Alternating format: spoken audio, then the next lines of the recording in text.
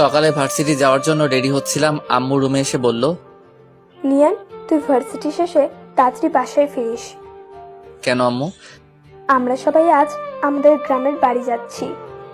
আমরা সবাই মানে? আমি তো যেতে পারবো না, আমার এক্সাম এখনো শেষ হয় নাই, কালকে আমার লাস্ট এক্সাম। তুই তো আমাকে বলেছিলি তোর পরীক্ষা আজকে শেষ হবে। আম্মু কিছুক্ষণ কি যেন একটা ভাবলো, তারপর বলল, আচ্ছা, তুই কালকে পরীক্ষা দিয়ে পরের দিন চলে যাস, আমরা আজকে যাচ্ছি। আচ্ছা। আমি আবার বললাম, আম্মু হঠাৎ তোমাদের গ্রামের বাড়ি যাওয়ার কথা কেন মনে হলো? আগামী শুক্রবারে দিয়ার বিয়ে। কি বলো কি আম্মু, এত পিচ্ছি একটা মাইয়ার কিভাবে বিয়ে হবে?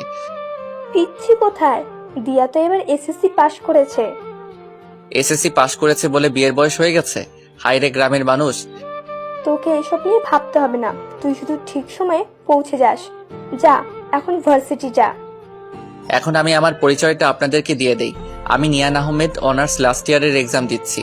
দিয়া হলো আমার চাচাতো বোন, পিচ্ছি একটা মেয়ে। জানি না চাচা কেন এত তাড়াতাড়ি মেয়েটার বিয়ে দিয়ে দিচ্ছেন। পরের দিন পরীক্ষা দিয়ে বৃহস্পতিবার, মানে দিয়ার গায়ে হলুদের দিন। আমি গ্রামের বাড়ি যাওয়ার জন্য ট্রেনের টিকিট কাটলাম সকাল 6:30 ট্রেন, তাই আমি ভোর 5টায় ঘুম থেকে উঠে রেডি হয়ে স্টেশনে পৌঁছালাম। এতদিন পরীক্ষা দিয়ে ইট পাথরের দুনিয়া থেকে বের হয়ে গ্রামের সবুজ পরিবেশে যাচ্ছি, অনেক খুশি খুশি লাগছে। আর অনেকদিন পর গ্রামের বাড়িতে একটা বিয়ে খেতে যাচ্ছি। গ্রামের বিয়ের মজাই আলাদা, যা শহরের বিয়েতে পাওয়া যায় না। সকাল 7টা, ট্রেন চলছে তার দুরন্ত গতিতে। আমার কানের ইয়ারফোন বাজছে রোমান্টিক গান। দুপুর 12:30 এসে স্টেশনে পৌঁছালাম। যেহেতু চাচাদের বাসা স্টেশন থেকে বেশি দূরে না, তাই ভাবলাম রিক্সা দিয়ে যাই। রিক্সা দিয়ে গেলে গ্রামের সবুজ পরিবেশটা ভালো করে দেখতে পারবো। রিক্সা চলছে আপন গতিতে, চারিদিকে শুনশান বাতাস, পাখির কিচিরমিচির সবুজে ঘেরা মাঠ, অনেক ভালো লাগছে। কিছুক্ষণ পর রিক্সা এসে থামলো চাচার বাড়ির সামনে। আসলে চাচা হলেন এই এলাকার চেয়ারম্যান, তাই রিক্সাওয়ালাকে চাচার নাম বলাতেই একেবারে বাড়ির সামনে এনে নামিয়ে দিল। গেট খুলে বাড়িতে ঢুকলাম।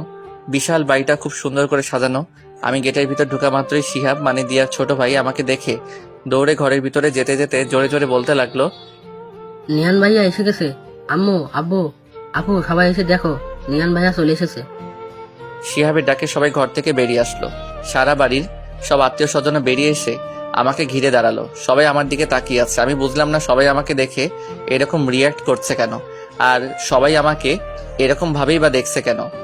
দিয়াকে দেখলাম সবার পিছনে দাঁড়িয়ে আছে, আমার দিকে একবার তাকাচ্ছে আর একবার লজ্জা পেয়ে চোখ নিচে নামাচ্ছে। আমি কিছুই বুঝতে পারছি না কি হচ্ছে এসব। হঠাৎ চাচা বললেন, চলো তোমরা সবাই জামাই বাবাজিকে নিয়ে ঘরে যাই। জামাই বাবাজি মানে? চাচা জামাই বাবাজি কাকে বলছে? আমি আমার পেছনে তাকালাম, না, আমার পেছনে তো কেউ নাই। তাহলে চাচা কাকে জামাই বাবাজি বলল? আমি চিন্তায় পড়ে গেলাম। আমাকে চিন্তিত দেখে আম্মু বলল, এই নিয়ান, কি ভাবছিস এত? তোকে কিছু ভাবতে হবে না, চল ঘরে চল, আমি তোকে সব বুঝিয়ে বলছি। আম্মু আমাকে রুমে নিয়ে গেল। আমি বললাম, আম্মু এসব কি হচ্ছে? আমি কিছুই বুঝতে পারছি না। আর চাচা আমাকে জামাই বাবাজি বলছে কেন? নিজের মেয়ের হবু স্বামীকে জামাই বাবাজি বলবে না তো কি বলবে? মানে আমি? তুই দিয়ার হবু বর, আগামীকাল তোদের বিয়ে। আম্মু, কি? আমার পক্ষে এই পিচ্চিটাকে বিয়ে করা সম্ভব না। হঠাৎ আব্বু রুমে ঢুকে বলল, কি বললি তুই? হ্যাঁ আব্বু, আমি এই বিয়েটা করতে পারবো না। আর তাছাড়া আমার কি বিয়ের বয়স হয়েছে? আমার তো অনার্সই শেষ হয় নাই। শেষ হয় নাই তো কি হয়েছে, বিয়ের পর অনার্স মাস্টার সবই করবি। আব্বু, আমি আর কোনো কথা শুনতে চাই না। এই বলে আব্বু আম্মু দুজনেই রুম থেকে বেরিয়ে গেলেন। পরের দিন একরকম জোর করে আমার বিয়েটা হয়ে গেল। রাতে আমি চাচাদের ছাদে এক কোণে দাঁড়িয়ে রইলাম আর মনে মনে ভাবতে লাগলাম, সত্যি কি আমার বিয়ে হয়ে গেল, তাও কিনা একটা পিচ্চি মাইয়ার সাথে। আমি কি পিচ্চিটাকে বউ হিসেবে মেনে নিতে পারবো? না, কোনোদিনও আমি ওই পিচ্চিটাকে বউ হিসেবে মানতে পারবো না। আমি অনেকক্ষণ হলো ছাদে দাঁড়িয়ে আছি। ঘড়িতে দেখলাম রাত 12:35 বেজে গেছে। পেছন থেকে হঠাৎ আদিবা, আমার ছোট বোন, ডাক দিল, ভাইয়া, তুমি এখানে? আর সবাই তোমাকে সারা বাড়ি খুঁজছে। কেন?